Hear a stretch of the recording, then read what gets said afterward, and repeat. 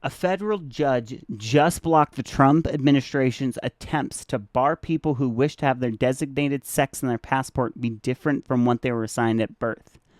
And the courts also reinstated an erasure of the X classification for those who do not wish to label their designated sex as male or female. Hi, I'm Dylan, and I'm running for Congress in Colorado's 6th Congressional District because we need leaders who are willing to protect the rights of everyday Americans, and Trump is launching the biggest attack we've seen on the trans community since the Civil Rights era. For those unfamiliar, on day one of his presidency, Trump signed the Defending Women from Gender Ideology Extremism and Restoring Biological Truth to the Federal Government Executive Order, which essentially erased federal recognition of transgender people. It ceased funding for gender-affirming care, as well as disallowed gender self-identity on government documents such as federal IDs and passports. It also tried and failed to define the terms female and male. Female means a person belonging at conception to the sex that produces the large reproductive cell.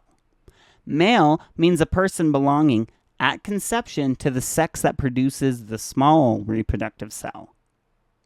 This entire executive order reeks of slop, but this part is especially bad. First, they're trying to sneak in subtly that human life begins at conception, but then they argue that at conception, the sexes can be classified by which reproductive cells they produce. For the record, sex reproductive cells are not produced at conception. Meiosis is the process during development in which the sex cells are produced. And when does that typically happen? Well, in females, it starts at the 12th week of fetal development, which, fun fact, isn't conception. It then pauses and resumes during puberty. In males, it just starts during puberty.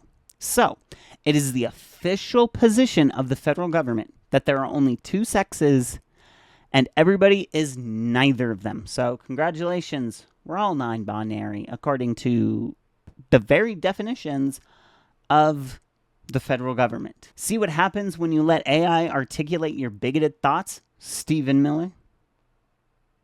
2 weeks following this executive order, the State Department stopped accepting gender change requests for passports and required those applying for new passports or renewing to designate their sex assigned at birth on their passport. In February 2025, Orr v. Trump was filed by the American Civil Liberties Union, the ACLU of Massachusetts, and the Covington and Burling LLP on behalf of 7 people who have not been able to obtain passports that match who they are because of the State Department's new passport policy, or are likely to be impacted by the new policy upon their next renewal. The complaint was filed in the Federal District Court of the District of Massachusetts.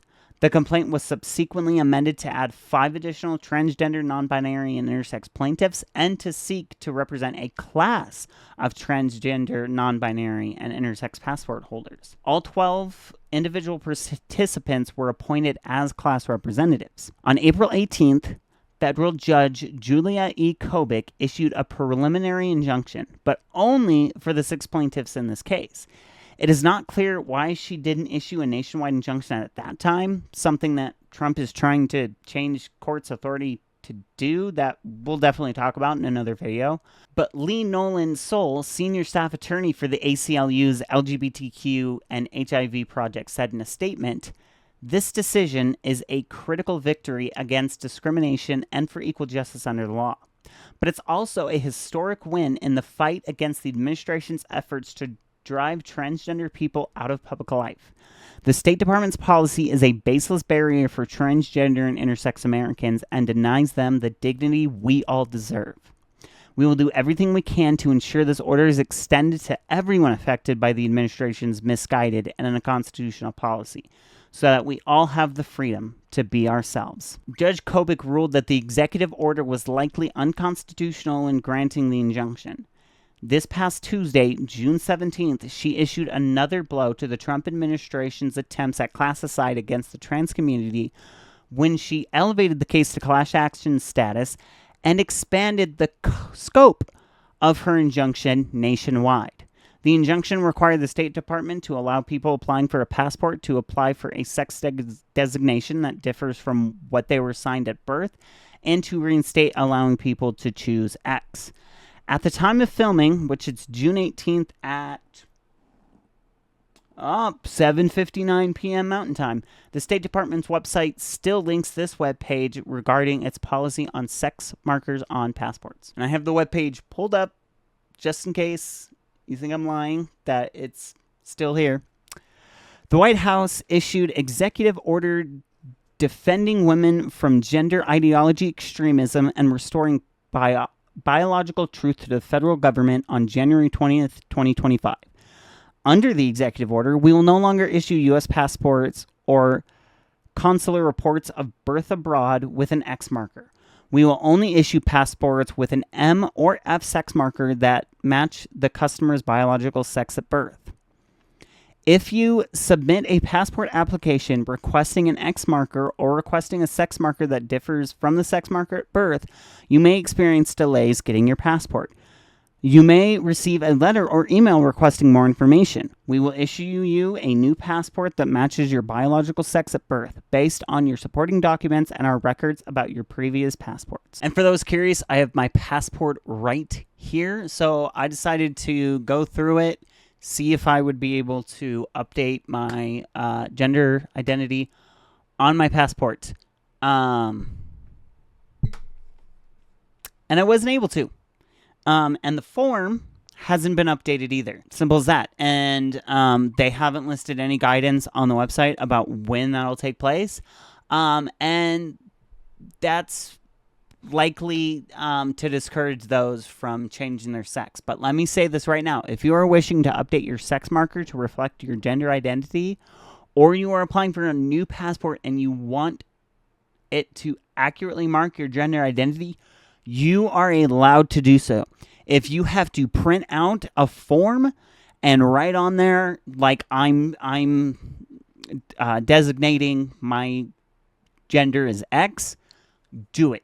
Because you're allowed to. You're allowed to. Those forms should be available. The fact that they're not, that's a violation of a court order. So don't let Marco Rubio and the State Department intimidate you into not doing so.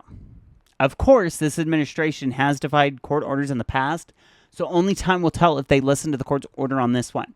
But if they don't, it would be in direct violation of the law, and they face consequences ranging from sanctions to contempt charges, which can carry jail sentences, but only in rare cases. This is yet another attempt by a rogue judge to thwart President Trump's agenda and push radical gender ideology that defies biological truth, White House Deputy Press Secretary Anna Kelly said in a statement to the Associated Press in response to the ruling. There are only two genders. There is no such thing as a gender X. And the president was given a mandate by the American people to restore common sense to the federal government. By the way, why do we keep calling it a mandate? Why does the right continue to call it a mandate? He did not win a majority of the votes. He won with 49% of the popular vote. That's not a mandate. That's not a mandate. He barely won. Yes, the Electoral College was pretty much a sweep, but that is not a mandate. A mandate by the American people means you win the popular vote by a significant margin. You have to win the popular vote by a significant margin. At least in my view, are we just like redefining words? Apparently, if you just win, that's a mandate. Well, you were mandated because you got the most electoral votes, so that's a mandate. I don't know if that's a mandate. You were mandated by the American people? No, you weren't. No, you weren't. More people voted against you than that voted for you. So no, it's not a mandate. You gotta at least win 50% of the Electoral College. I mean, not 50% of the 50% of the popular vote to declare it a mandate. Now, the government failed to show that blocking its policy would cause any constitutional injury, Kobick wrote, or harm the executive branch's relationship with other countries. The transgender and non-binary people covered by the preliminary injunction, meanwhile, have shown that the passport policy violates their constitutional rights to equal protection, Kobick said. Well, this is wonderful news for the trans community and civil rights activists. The fight isn't over because as I was working on this video, SCOTUS upheld a Tennessee ban on gender-affirming care for minors. I will post a video on this as soon as I can. It'll probably come out only just a few hours after this video. So when it's up, you will see it up here in the little info section. And here's how you can help land the next blow. The State Department's website still lies about your rights. Trump's machine won't stop trying to erase trans lives with bad science and cruelty. But in Colorado's 6th district and across America, we're building an army that says enough.